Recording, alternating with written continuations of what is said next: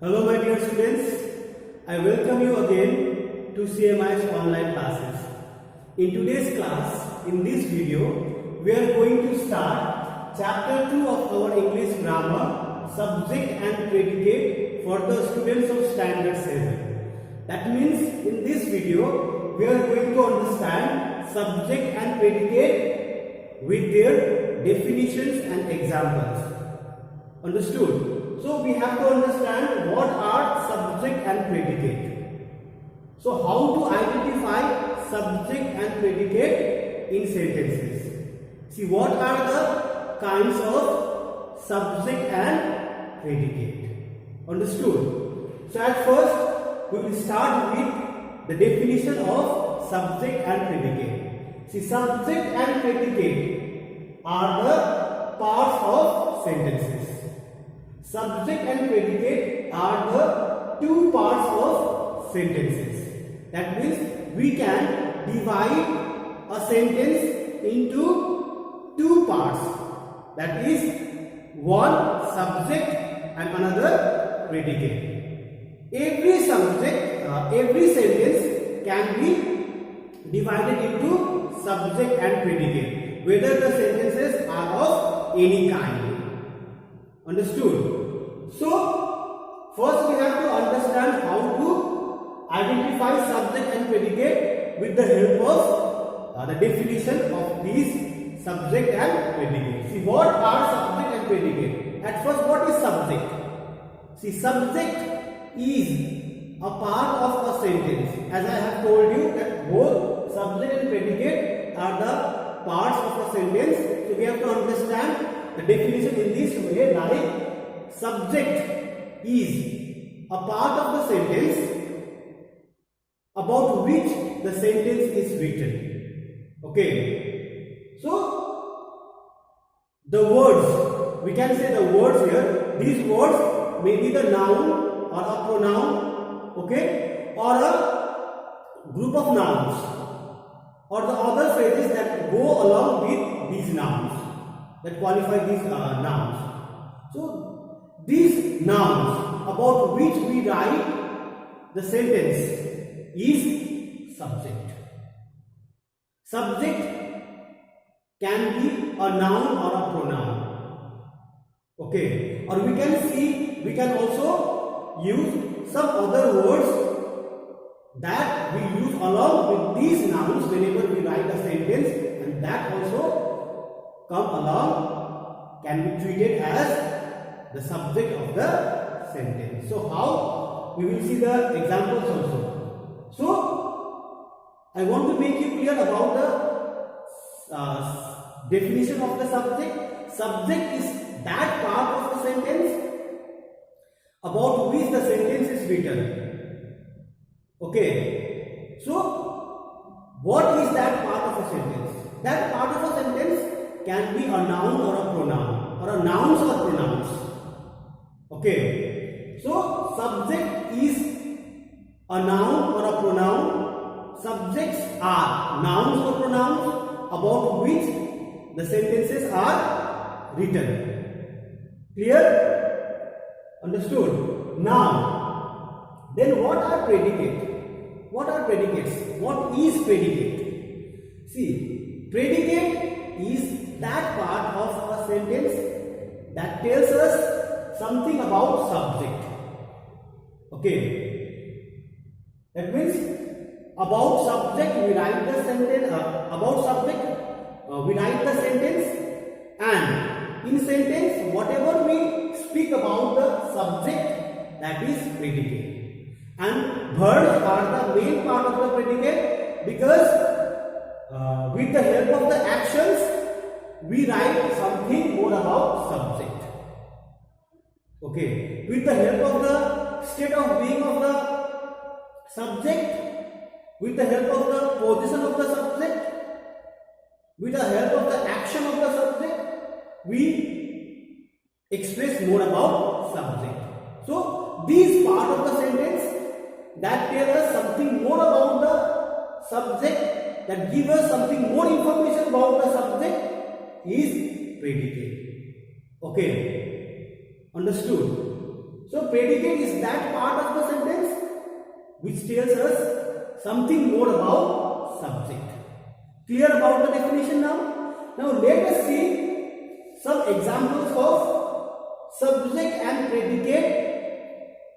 From the examples I have written here on the board, and with the explanation of these examples, I will tell you the kinds of subject and predicate also. As I have told you, subject can be a single noun or a single pronoun, or subject can be nouns or pronouns. Understood? That means we can write a sentence about one noun or a group of nouns.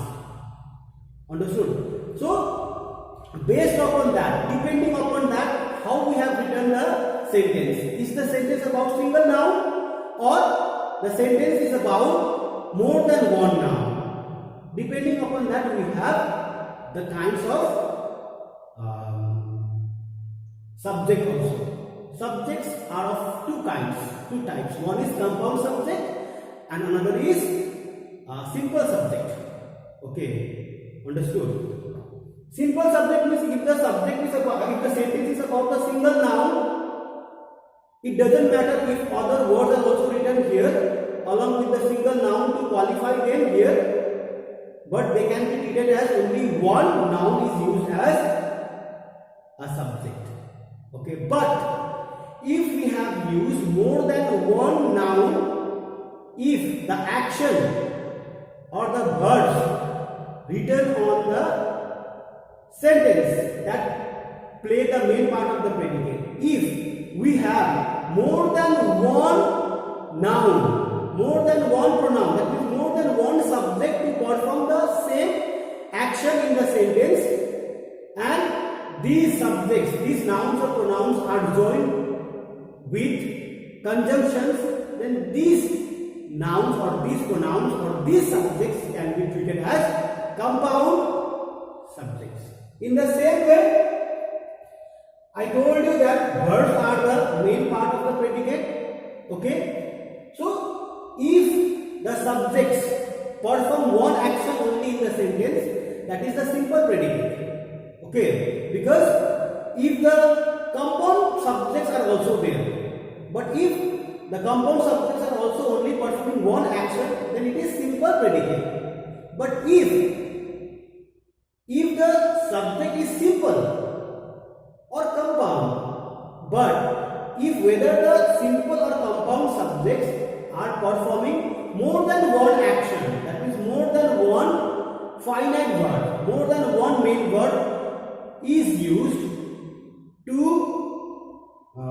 tell us or write something more about the subject. In that case, if we use more than one action word to tell us something about the subject, in that case the predicate becomes compound predicate. So how we will understand from these exercises, these examples. Okay, see here, these are the sentences that I have taken from your chapter, from the warm-up section. Okay, see, example 1, 2, 3 I have taken from your warm-up sections so that it will become helpful to you to understand how to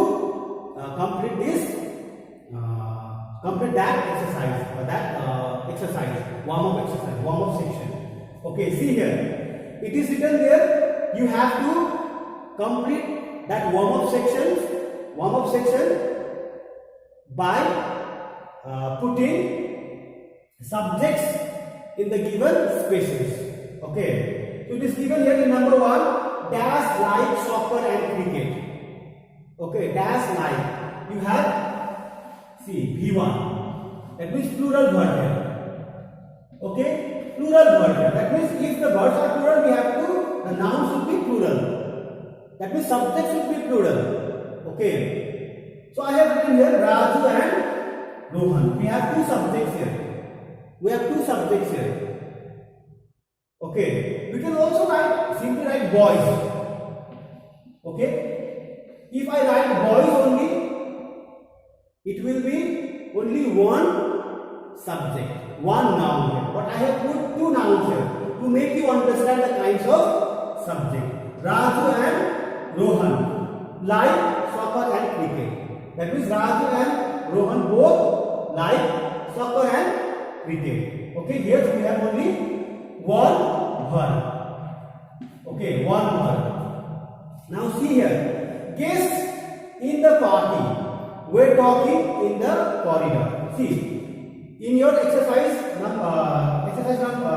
first warm-up section, sentence number 2, there is a gap, and after that there is a word talking in the corridor. That's, I have written guests in the party. So here the subject is guests in the party.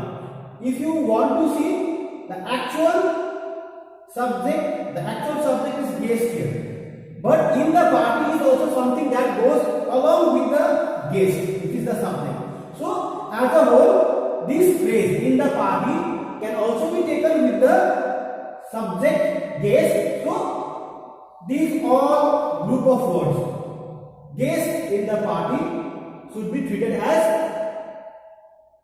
the subject. That means I told you that subject can be one noun or more than one noun, or one noun along with other phrases or group of words that go along with the nouns we write in the sentence, the subject. Okay, so here guest in the party. In the party, this phrase is also the part of subject. Word talking in the corridor. So here one, we have found a verb. Word talking, verb.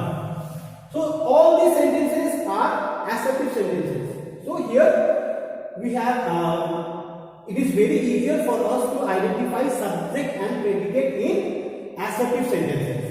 Okay, because in assertive sentences, wherever we find verbs, we have to think that we have what? Predicate. Because I told you that verbs are the main part of the predicate. So verbs along with other words that come or qualify or tell something about the verb, they along come with predicate. They are also the part of predicate. Okay. So word talking in the corridor is the predicate. Okay. Understood? This is predicate. Now see, Rohan, Raju and Rohan like soccer and cricket. Like soccer and cricket, this is predicate. Okay, now see here, Preeti likes soccer. See here, the sentence is about Preeti. We have single noun here as a subject. So Preeti single is subject. We have only one subject here, one noun. Okay, likes, what is said about Preeti? Likes soccer. Okay, here we have only one word, V1, V2, why V5? V5 singular noun. Why singular noun? Because subject is singular. Understood? Now, here, the horses knee. See here, in number 4, the horses knee. So this is the sound word, but it tells us about the action of the horse. So this is also verb. Okay, subject is plural, the horses. So knee is also plural, V1. Okay, so knee, verb, action of the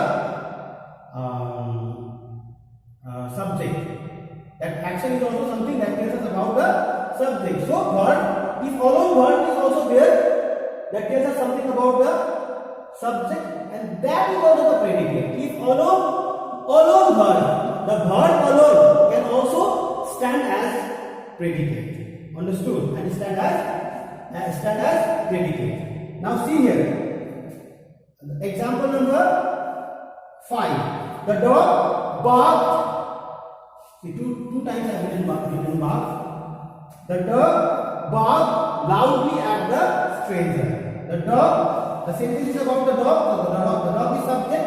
So what is told about the subject? The dog barked loudly at the stranger. See, bark. This is verb. How did the dog bark? Loudly. So loudly is something that qualifies verb, so it is also the part of the predicate at the stranger. So loudly at the stranger. So at the stranger is also something that tells us about action word bath. Okay, so these group of words are this group of word is the predicate. Understood? Now see here, Mohit sat and opened his book. So the sentence is about Mohit. The sentence is about Mohit. What is said about Mohit? Sat and opened his book. See, we have two actions performed by the single subject Mohit. One is sat and another is opened. So here two actions have been done by one single subject. So if two actions have been done by one single subject, in that case we can say that predicate is compound predicate. Okay. So I told you that there are compound predicate and compound subject. Compound subject means two subjects, two nouns, two pronouns used together by joining them by the use of conjunctions. They are called compound subject.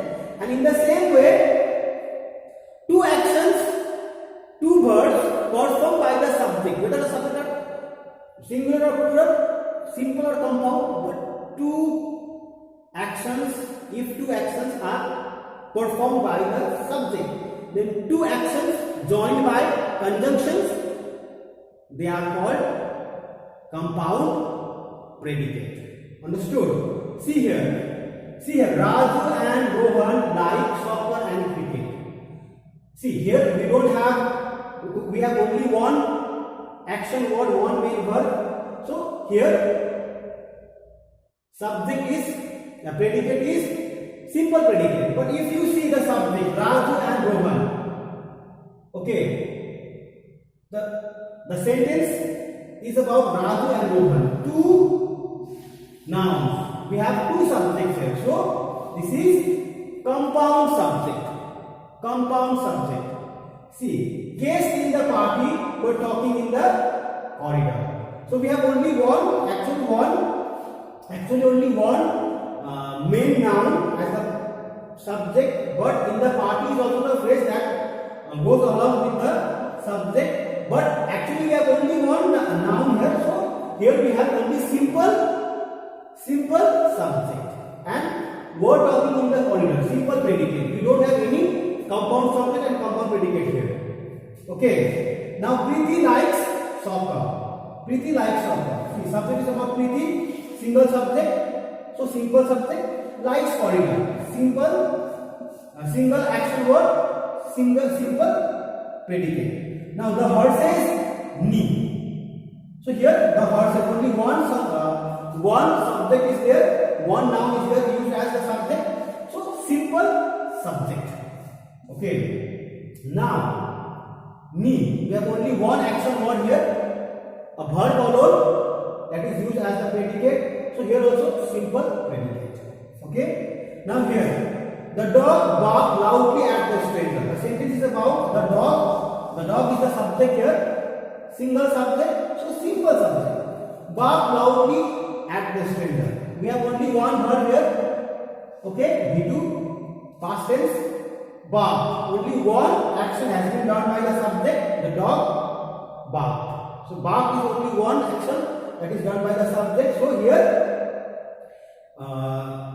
here also we have only simple predicate. Simple subject, simple predicate. But come to example number 6. Mohan sat and opened his book. See here, the sentence is about Mohan. We have only one subject here, that is simple subject, only Mohan.